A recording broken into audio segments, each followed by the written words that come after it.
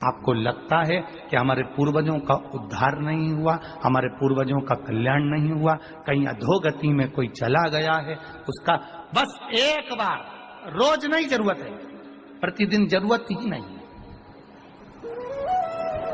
महीने में एक बार अगर अमावस्या के दिन भी आपने चंदन के थोड़ा सा चंदन अगर मेरे देवाधिदेव महादेव को 7 स्थान पर समर्पित किया है। अशोक यहाँ पर वर्णन कर रही है, मैना, धन्य और कला की कथा कर रही है। तीनों ने सनकादि ऋषियों से मांगा। चंदन भगवान को अति प्रिय होता है और चंदन ही एक ऐसा होता है जो पितरों को भी प्रिय होता है, जिसका स्पर्श मात्र लगने से पूर्वजों का कल्याण हो जाता है। वो चंदन का 7 स्थान शिवलिंग के बताए हैं, जहां पर भूल से भी अगर कोई चंदन की उंगलियां लगा देता है। 7 स्थान ऐसे हैं जहां चंदन की मात्र उंगलियां लगा देने से ही शिव पितृलोक के पितरों को मुक्ति प्रदान करके वैकुंठ लोक का निवास दे देते हैं। 7 स्थान।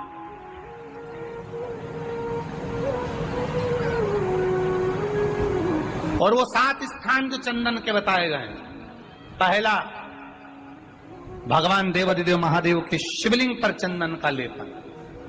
समझ लेना जरा बहुत अच्छे से। आपको लगता है स्वप्न में कोई मुर्दे दिख रहे हैं, या कोई जल रहा है, या कोई मर रहा है, या कोई चला गया है, ऐसा भय लगता है। बच्चों को मानी भेजूंगी ऐसा हो जाएगा, पति को मानी भेजूंगी ऐसा हो जाएगा, कोई हमारे कोई गलत तो नहीं कर रहा है। आपको लगता है 7 स्थान चंदन के बताएं महाराज। पहला शिवलिंग, दूसरा जहां गणेश जी का स्थान है, मालूम है ना सबको? जम के बोलो जरा, मालूम है ना सबको? जहां गणेश जी का स्थान है वहां अलग से गणेश जी बैठे, वहां नहीं। शिवलिंग में जलाधारी के ठीक सामने राइट में गणेश, लेफ्ट में कार्तिकेय, बीच में अशोक सुंदरी। तो पहला चंदन बाबा के शिवलिंग पर, दूसरा गणेश जी पर चंदन की उंगली, तीसरा षडानंद कार्तिकेय पर चंदन की उंगली, चौथा अशोक सुंदरी पर चंदन की उंगली, पांचवा जलाधारी पर चंदन की उंगली, छठा जो शिवलिंग का जल बह रहा है इसके ठीक विपरीत की ओर चंदन की उंगली, और 7वां चंदन नंदी के मस्तक के ऊपर जो 2 सींग लगे रहते हैं उस पर चंदन की उंगली। ये कब लगाई जाती है? या तो अमावस्या के दिन। आपको लगता है कि हमारे पूर्वजों का उद्धार नहीं हुआ, हमारे पूर्वजों का कल्याण नहीं हुआ, कहीं अधोगति में कोई चला गया है, उसका बस एक बार, रोज नहीं जरूरत है, प्रतिदिन जरूरत ही नहीं है,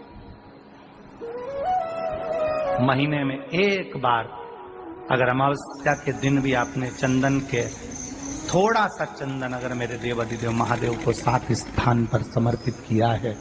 अशोक यहाँ पर वर्णन कर रही है, मैना, धन्य और कला की कथा कर रही है। तीनों ने सनकादि ऋषियों से मांगा।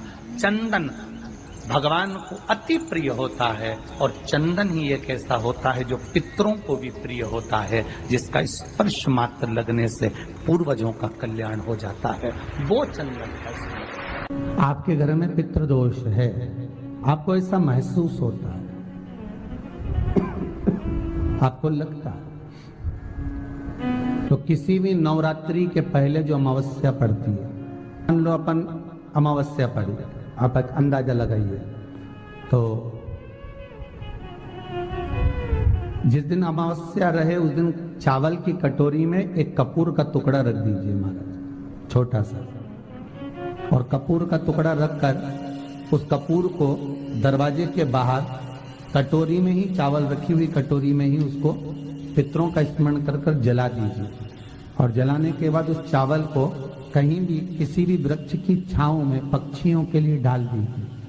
शिव महापुराण की कथा कहती है, अगर मान लो पितृ आपको कष्ट दे रहे हैं, पितृ आपको तकलीफ दे रहे हैं, कोई काम नहीं होने दे रहे हैं, या कहीं आपको ऐसा लगता है कि पितरों का दोष है, तो वो पितृदोष देवी। अब ये जो आप करेंगे ये कब कर रहे हैं? अमावस्या के दिन आप उसको रख रहे हैं। अमावस्या के दिन उसको रखकर रात भर आपने रखा कपूर के साथ में, सुबह एकम पड़ गई, नवरात्रि लग गई, उसी दिन उसको जलाकर आपने पटक दिया।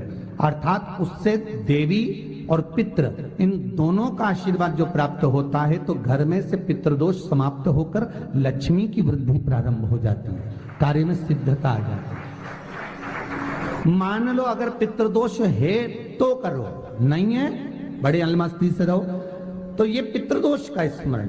तो यहाँ शास्त्र कह रहा है कि पितरों का जो लोक होता है, पितर जो लोक होता है, उस पितृलोक में 64 योगिनियां प्रवेश नहीं करती। शिव महापुराण कर रही है, शंकर की कथा कर रही है।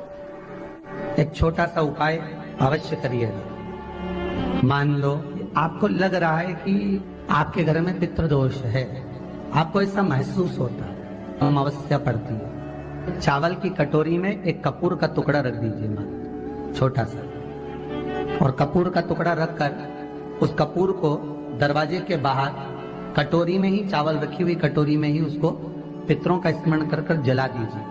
और जलाने के बाद उस चावल को कहीं भी किसी भी वृक्ष की छांव में पक्षियों के लिए डाल दीजिए। शिव महापुराण की कथा कहती है, अगर मान लो पितृ आपको कष्ट दे रहे हैं, पितृ आपको तकलीफ दे रहे हैं, कोई काम नहीं होने दे रहे हैं, या कहीं आपको ऐसा लगता है कि पितरों का दोष है, तो वो पितृदोष देवी। अब ये जो आप करेंगे ये कब कर रहे हैं? अमावस्या के दिन आप उसको रख रहे हैं।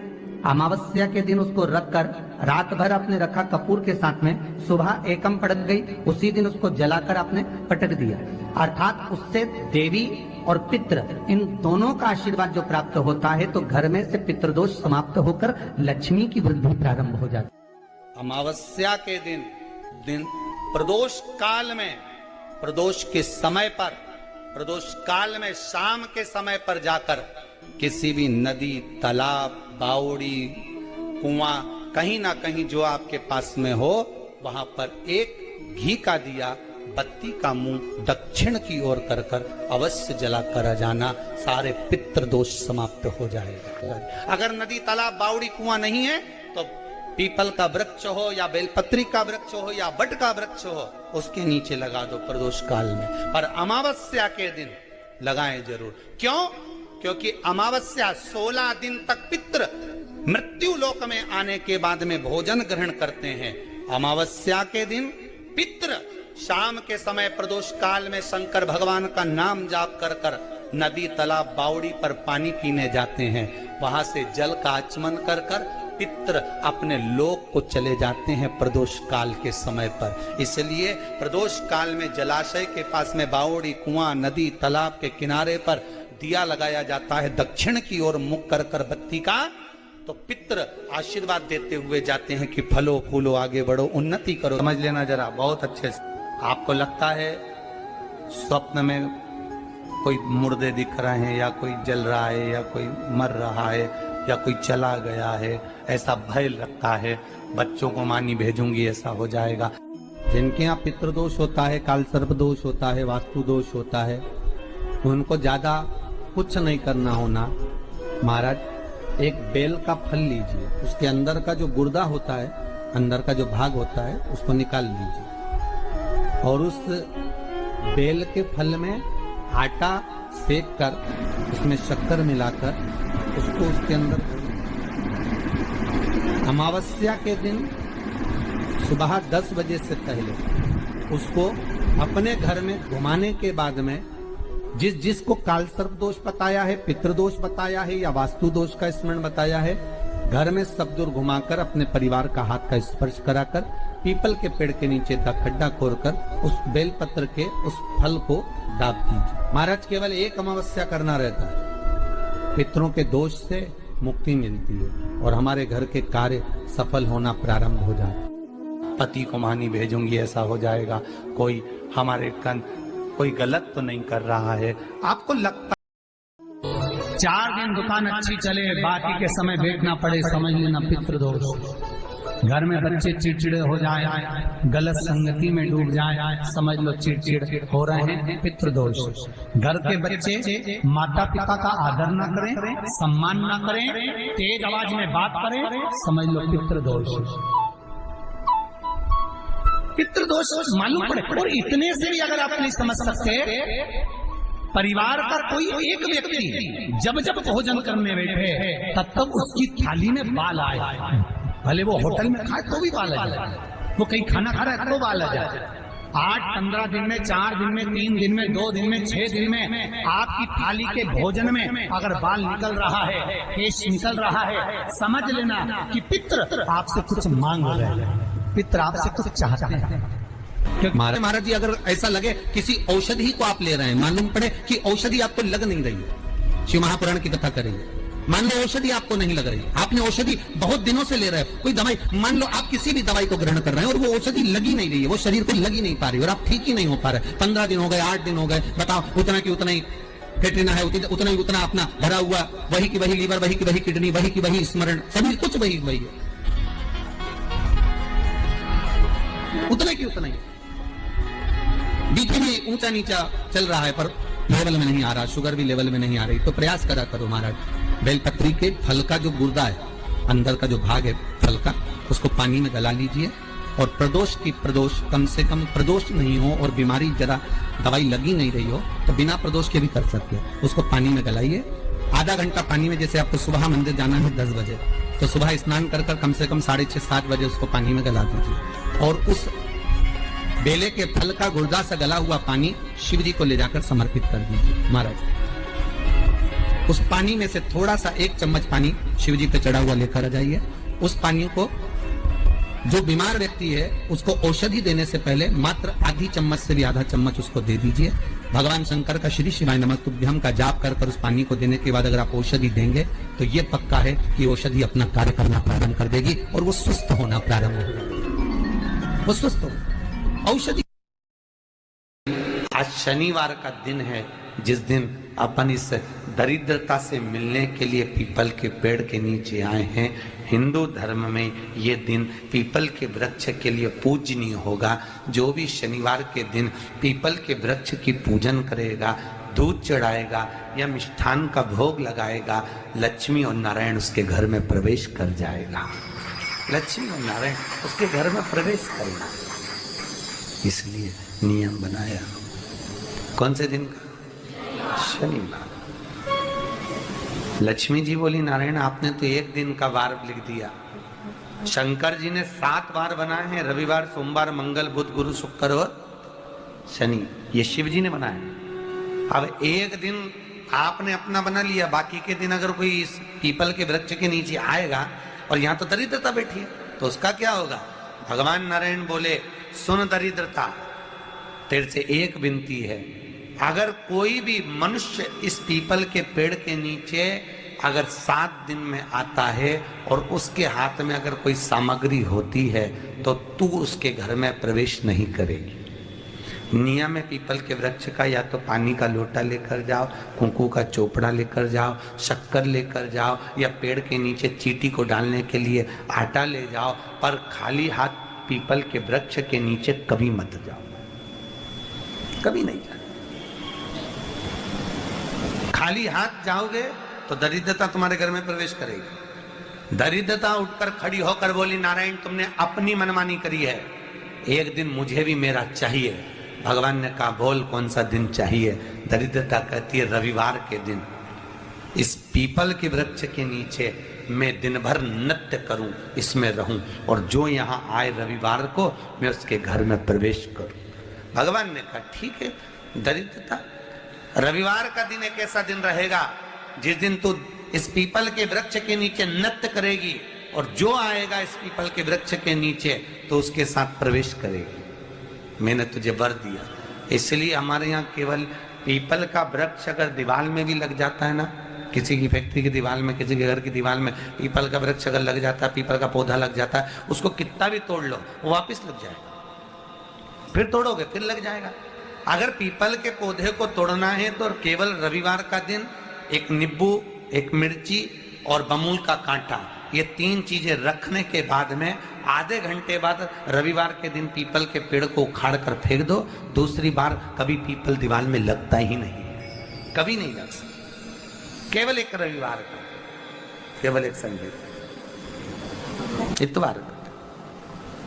घर में दीवारों पर अगर पीपल लग भी गया है, इसलिए पीपल के वृक्ष को उखाड़ने का, अगर घर में पीपल लगा हुआ है या पीपल का पौधा हमारे घर में लग गया, उसको उतारना, निकालना, लगाना, तो पीपल के वृक्ष को अगर निकाला जाता है तो रविवार के दिन, और अगर पीपल के वृक्ष को कहीं लगाया जाता है तो सोमवार के दिन या मंगलवार के दिन, बुधवार के दिन, इन दिनों में लगा सकते पीपल के वृक्ष कहीं लगाना। शनिवार का दिन एक ऐसा दिन होता है जिस दिन पीपल के वृक्ष को कहीं जाकर लगाया नहीं जाता, क्योंकि शनिवार के दिन पीपल के वृक्ष के नीचे लक्ष्मी रहती है। हम अपने हाथों से अगर पीपल का वृक्ष किसी दूसरी जगह पर शनिवार को रोपित करते हैं तो हमारे घर की लक्ष्मी अपने घर से छिन्न होकर चली जाती है। इसलिए शनिवार के दिन पीपल लगाया नहीं जाता, किसी के घर जाकर उसको वापस पलटा नहीं जाता। लग गया उसको डर। प्रभु मेरी धर्म पत्नी को कहाँ रखूं आप बताओ? वो तो जहां यज्ञ होता है, अनुष्ठान होता है, दान होता है, पुण्य होता है, सत्कर्म होता है, वहां जाने को तैयार नहीं। अब करूं क्या? भगवान ने बोला एक काम करो। दुर्वासा जी बोले जिसके यहाँ रात्रि में बर्तन झूठे पड़े रहते हो उसके घर में इस दरिद्रता को लेकर तुम प्रवेश कर जाना। जिसके यहाँ रात्रि में बर्तन झूठे पड़े हो वहां लेकर प्रवेश कर जाओ। दूसरी जगह दुर्वासा जी बोले जो स्त्री घर में दोपहर के समय पर सो रही हो उसके घर में इसको लेकर प्रवेश कर जाइए। जो स्त्री दोपहर के समय में घर पर सो रही हो इस दरिद्रता को लेकर प्रवेश कर जाइए। तीसरा, जिसके यहाँ पर दरवाजे पर कांटे वाले पौधे लगे हों उस घर में इस दरिद्रता को लेकर प्रवेश कर जाइए। दरिद्रता, कितनी सुंदर बात कही है। दाता और विधाता, कौन कौन? दाता और विधाता। लक्ष्मी और दरिद्रता के सगे भाई हैं। कौन कौन? दाता और विधाता। दाता को फिटकरी प्रिय है, विधाता को नमक प्रिय है। ये दोनों हमेशा लक्ष्मी को और दरिद्रता को दोनों को समझाते थे, दोनों में प्रेम बढ़ाते थे। आज भी हिंदू धर्म की रीति है। यहाँ तो ठीक है, जिसके यहाँ पर भी अगर थोड़ी सी भी परेशानी होती है, थोड़ा सा क्लेश होता है, अशांति होती है, लक्ष्मी नहीं टिक रही हो, काम नहीं बन रहे हो, बहुत प्रयास करा जा रहा हो और हमारा कार्य नहीं होता, तो क्या करते हैं? फिटकरी और नमक को पानी में डाल देते हैं और घर में पोछा लगा देते हैं। आप लोगों ने आजकल फेसबुक पे भी पढ़ा होगा, व्हाट्सएप पे भी पढ़ा होगा। तो क्यों लिखा उसमें? उसका कारण ही केवल रहता है कि दाता और विधाता की प्रियता उसमें। माता ख्याति के जो 4 बच्चे हुए इसमें जो 2 लड़के हैं, दाता और विधाता, उसकी प्रियता उसमें, उसकी पूर्णता उसमें। अब दुर्वासा जी बोले अपनी धर्म पत्नी को वहां लेकर, जहां कांटेदार पौधे लगे हों वहां पर लेकर प्रवेश कर जाइए। कांटेदार पौधों में उस दरिद्रता का निवास हो गया। कितना विचित्र कथा यहाँ वर्णन करी है। श्रीमद् भागवत के अंतर्गत जो वर्णन किया कि मृत्यु निश्चित है। रोग ऐसा शनि महाराज के कारण हो गया हो, अच्छे काम करते करते उल्टे हो रहे हैं, होते हैं किसी किसी के साथ में, विपरीत परिस्थितियां आ जाती है। अच्छा करने जाओ बुरा हो जाता है, अच्छा कर्म करने जाओ बुरा हो जाता है। तो पीपल के वृक्ष की जो छाल होती है, छाल देखिए, पीपल के वृक्ष में जो छाल लगी होती है, उस छाल को घिसकर चंदन बनाकर भगवान शंकर का स्नान कराकर, अभिषेक कराकर, पूजन कराकर, पूजन कराने के बाद में पिपले